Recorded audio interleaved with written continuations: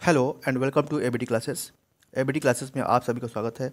मैं आज यहाँ पर केमिकल रिएक्शन और इक्वेशन का क्लास 10 का एमसीक्यू डिस्कस करने जा रहा हूँ और इसमें 30 एमसीक्यू होंगे और एमसीक्यू कल मैंने इसका वीडियो अपलोड कर दिया है चैप्टर का और आज इसका इम्पोर्टेंट एमसीक्यू होगा और इसके बाद जो है कि important question answer, long answer, short answer भी हम लोग लेकर के आएंगे।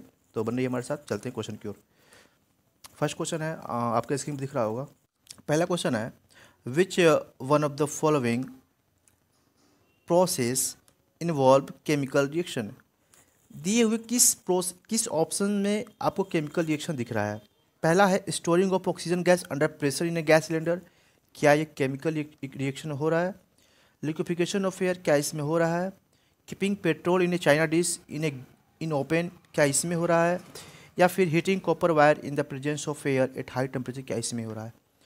तो इसमें जो सही आंसर है वो है डी, है ना। इस प्रोसेस में कॉपर में क्या हो रहा है कि केमिकल रिएक्शन हो रहा है। क्योंकि कह रहा है कि heating copper wire in the presence of air, है ना। कॉपर को, है ना, प्रेजेंस ऑफ एयर में तो क्या बन जाएगा, कॉपर ऑक्साइड बन जाएगा। ठीक है, क्या बन जाएगा, कॉपर ऑक्साइड बन जाएगा। तो इसमें क्या होगा, रिएक्शन होगा।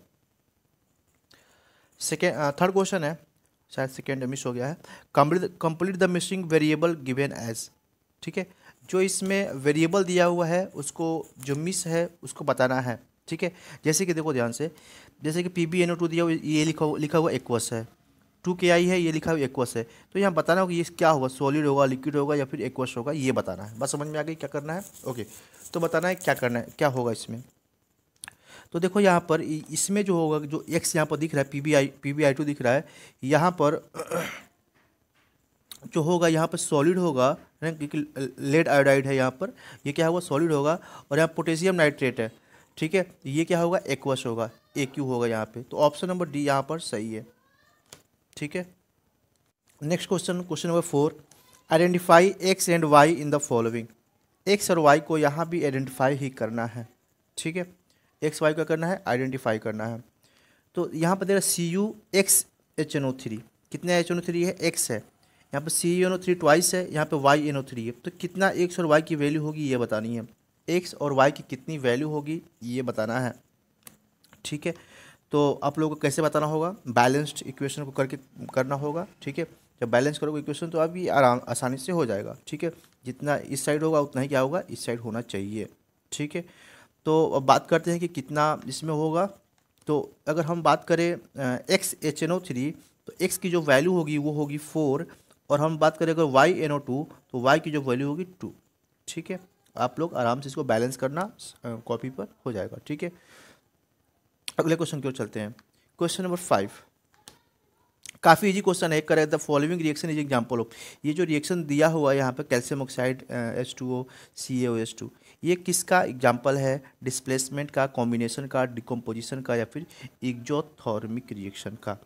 ठीक है, तो देखो ध्यान से, पहले तो देखो हमने बताया हुआ है क्या है कि जब भी कोई दो चीज़, है ना, दो चीज़ एक हो रहा है ना, तो ये क्या हो रहा है, कॉम्बिनेशन हो रहा है। क्या हो रहा है, मिल रहा है ना, तो दो लोग क्या हो रहे हैं, एक हो रहे हैं, तो क्या हो रहा है, कॉम्बिनेशन हो रहा है यहाँ पर। ठीक है, तो कॉम्बिनेशन तो हो ही गया पहले। ठीक है, पहले क्या हो, कॉम्बिनेशन हो गया, तो मतलब कि 2 तो हो रहा ही होना है।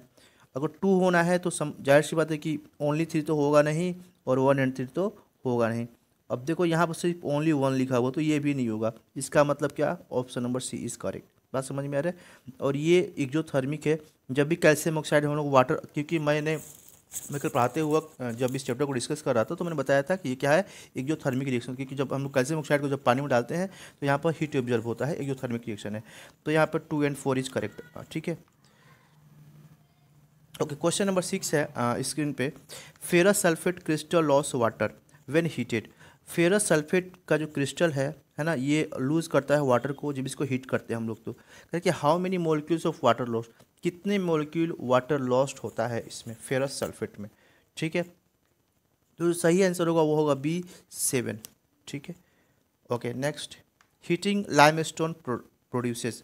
जब हम लोग लाइमस्टोन को हम लोग हीट करते हैं, है ना, तो क्या मिलता है, लाइमस्टोन को हीट करने पर क्या मिलेगा।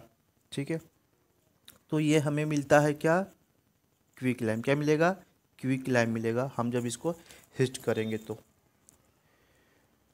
अगला क्वेश्चन है question number 8, carbon dioxide gas Burns with A pop sound. Carbon dioxide gas burn करता है पॉप साउंड के साथ। When a burning candle is brought near it, जब कोई जलता हुआ कैंडल हम इसके पास लाते हैं तब। तो ये जो कथन है क्या सही है कि गलत है, कि कुछ कह नहीं सकते इसके बारे में, कुछ सही है कुछ गलत है, पार्शली ट्रू है पार्शली फॉल्स। तो क्या हो सकता है, क्या ये सही कह रहा है गलत कह रहा है? तो ये बिल्कुल ही फॉल्स बोल रहा है। क्या बोल रहा है? फॉल्स बोल रहा है। ठीक है, चलते हैं आगे। अगला क्वेश्चन कह रहा है कि the formation of quick lime and carbon dioxide from calcium carbonate is example of, ये किसका एग्जाम्पल है ये बताना है। फोटोकेमिकल डिकम्पोजिशन रिएक्शन का, या फिर थर्मल डिकम्पोजिशन का, या फिर ऑक्सीडेशन का, या फिर डिस्प्लेसमेंट का। तो जो यहाँ पर सही आंसर है वो है थर्मल डिकम्पोजिशन का। किसका है? Thermal decomposition. कल हम पढ़े थे सारे डिकम्पोजिशन के टाइप, ठीक है ना, तो ये थर्मल डिकम्पोजिशन का पार्ट है। Electrolysis of water is a decomposition reaction, कल मैंने ये इसको कराया भी था एग्जाम्पल के साथ। The mole of ratio of hydrogen and oxygen gases liberated during electrolysis of water. मैंने अपना एक शॉर्ट्स वीडियो डाला था इसी के ऊपर था, ठीक है ना। ये क्वेश्चन मैंने शॉर्ट्स में भी डाला हुआ था, आप उसको जाकर एक बार देख सकते हो, ठीक है। तो जो आता है यहाँ पर रेशियो बनता है 2:1 का रेशियो बनता है यहाँ पर। विच of the following can be decompose by the action of sunlight, इसमें से किसको हम डिकम्पोज करते हैं? सनलाइट के एक्शन से, है ना, डिकम्पोज कर सकते हैं सनलाइट। कल ये भी मैंने कराया था, है ना, एग्जाम्पल वाले क्वेश्चन में, ठीक है। तो ये भी कल हुआ था, ठीक है, एग्जाम्पल देकर मैंने बताया था डिकम्पोजिशन का पार्ट को, ठीक है। तो ये कौन हुआ? AgBr, है ना, AgBr सिल्वर ब्रोमाइड, ठीक है। क्वेश्चन नंबर 12 है, what will happen when silver chloride is place in sunlight for some time. क्या होगा जब हम सिल्वर क्लोराइड को कुछ समय तक सनलाइट में रख देंगे तब क्या होगा, ये पूछ रहा है, ठीक है। तो इसमें white silver chloride change into grey coloured compound, तो क्या सही है? बिल्कुल सही कह रहा है। फिर क्या डिकम्पोजिशन टेक प्लेस, डिकम्पोजिशन होगा, हाँ होगा। इसका मतलब कि ऑप्शन नंबर सी होगा। ऑप्शन नंबर क्या होगा? सी होगा, ठीक है। आगे चलते हैं। कह रहे the heating of lead nitrate produces brown fumes, जब हम लेड नाइट्रेट को हीट करते हैं तो इसमें से ब्राउन फ्यूम निकलता है, ठीक है। एक्स गैस का आइडेंटिफाई एक्स, ये एक्स गैस कौन सा है ये बताना है। जो गैस निकल रहा है एक्स, उसका नाम क्या है ये बताना है। तो ये जो ब्राउन फ्यूम निकल रहा है, ठीक है ना, एक्स गैस है, वो नाइट्रोजन डाइऑक्साइड है, ठीक है। Carbonate of metal lead, carbonate of metal lead is a white solid. It decomposes when heated to form carbon dioxide and a yellow solid oxide X. What is X? X क्या है ये पूछ रहा है, ठीक है। तो जो यहाँ पर X है वह है लेड ऑक्साइड, लेड के ऑक्साइड है ये, ठीक है। क्वेश्चन नंबर 15 देखो, विच of the following is exothermic reaction, इसमें से कौन सा एक्सोथर्मिक रिएक्शन है? जिसमें मैंने बताया था इंडोथर्मिक एक्सोथर्मिक दो प्रकार के रिएक्शन होते हैं, ठीक है ना। तो एक्सोथर्मिक जो कि हीट प्रोड्यूस करता है, ठीक है ना, जिसमें से हीट निकलता है, ठीक है। Dissolution sodium hydroxide in water, ठीक है। Evaporation of water, sublimation of silver chloride, dissolution of salt in water. तो ऑप्शन नंबर ए ही सही है यहाँ पर, ठीक है। 16 identify the endothermic process from the following, इसमें से किस है ना एंडोथर्मिक प्रोसेस को बताना है। इसमें से पूरे दी ABCD में से किस में होगा एंडोथर्मिक प्रोसेस, ठीक है। CaO+H2O, ये तो एक्सोथर्मिक हो गया, अभी हम लोग पढ़े हैं combustion of methane, sorry liquid से गैस में H2O, है ना, पहला ही ऑप्शन सही है क्योंकि लिक्विड को हीट करें तभी तो गैस बनेगा, ठीक है, H2O। ओके, अगला क्वेश्चन है, when zinc granules are reacted with dilute sulphuric acid then which of the following gas is born, तो कौन सा गैस इसमें से निकलेगा ये बताना है, ठीक है। Oxygen gas, sulphur dioxide gas, hydrogen gas, या फिर हाइड्रोजन सल्फाइड गैस। तो इसमें से हाइड्रोजन गैस निकलेगा, ठीक है ना, हाइड्रोजन गैस। ये रिएक्शन NCERT में दिया हुआ है, आप लोग पढ़ सकते हो उसको जा करके। Question number 18, which of the following gives reddish brown precipitate on mixing, है ना, किसमें रेडिश ब्राउन प्रेसिपिटेट बनता है? FeCl3, NH4OH, किसको मिलाएंगे तो बनेगा NaClH2O, या फिर AgNO3, या फिर CuSO4+H2S। तो कौन सा सही ऑप्शन है इसमें? तो ये है FeCl 3 और NH4OH, ठीक है। इसको जब मिलाएंगे तो यहाँ पे ब्राउन प्रेसिपिटेट बनता है, रेडिश ब्राउन बनता है। Question number 19। Okay, question number 19 है the following reaction is example of. ये जो रिएक्शन दिया हुआ है किस का एग्जाम्पल है? थर्मल डिकम्पोजिशन का, डिस्प्लेसमेंट का, डबल डिस्प्लेसमेंट का, या फिर न्यूट्रलाइजेशन रिएक्शन का? तो किसका एग्जाम्पल है? तो ये एग्जाम्पल है डिस्प्लेसमेंट रिएक्शन का, ठीक है। सॉरी, डिस्प्लेसमेंट नहीं, ये तो हाँ सही है, डिस्प्लेसमेंट रिएक्शन का, ठीक है। डबल नहीं है, डिस्प्लेसमेंट ही है। समझ में आया? कल इसको मैंने काफ़ी अच्छा सा एग्जाम्पल देकर बताया था कैसे डिस्प्लेसमेंट रिएक्शन चलता है यहाँ पर। ओके, क्वेश्चन नंबर 20 देखो। Which is the following is incorrect statement. इसमें से कौन सा स्टेटमेंट इनकरेक्ट है बताना है। Mg is more active than H, F is less. Incorrect बताना है, गलत बताना है, सही नहीं है, ठीक है ना। कौन सा गलत है इसमें सही बताना है, मतलब कि 3 इसमें सही होंगे, एक जो होगा गलत होगा उसके बारे में बताना है। Mg is more reactive then H, हाँ बिल्कुल सही है, ठीक है, ये तो सही ही है। Fe is less reactive then Zn, ये भी सही दिया हुआ है, गलत नहीं है, ठीक है। Cu is more reactive than air, AlCu, नहीं यही गलत है, ठीक है ना। तो option number C is incorrect, ठीक है। Ag is less reactive than Cu, yes, ठीक है। तो ऑप्शन नंबर सी यहाँ पर सही है, मतलब कि इस आंसर के हिसाब से सही है, ठीक है ना। What happens when copper rod is deep in iron sulphate solution. क्या होगा जब कॉपर के रड को हम लोग आयरन सल्फेट सोल्यूशन में डाल देंगे। ये एनसीईआरटी का एक्टिविटी का क्वेश्चन है, ठीक है। 21 क्वेश्चन नंबर, ठीक है। कॉपर डिस्प्लेसेस आयरन, कह रहे हैं कि पहले कह रहे हैं कि कॉपर डिस्प्लेस कर देगा आयरन को, क्या ये सही है? Blue colour of copper sulphate solution is obtain, ये सही है। Reaction is exothermic, exothermic reaction होगा, सही है। नो रिएक्शन टेक प्लेस, क्या होगा इसमें? What happen when copper rod is deep in iron sulphate solution, तो यहाँ पर कुछ नहीं होगा, नो रिएक्शन टेक प्लेस, ठीक है। कुछ भी नहीं होगा यहाँ पर, ठीक है, याद रखना। What happen when chlorine water is added to KI solution, क्या होगा जब क्लोरीन वाटर को हम लोग, है ना, KI सोल्यूशन में ऐड करते हैं तो ऑप्शन ABCD चेक करना है, क्या होगा इसमें। I2 is form, IO3 minus ion is form, KOH is form, HCl is evolve, क्या बनेगा ये बताना है। तो जो ये बनेगा वो है I2 एक्वस फॉर्म बनेगा, ठीक है। Match chemicals compound given in the column 1 and common 2।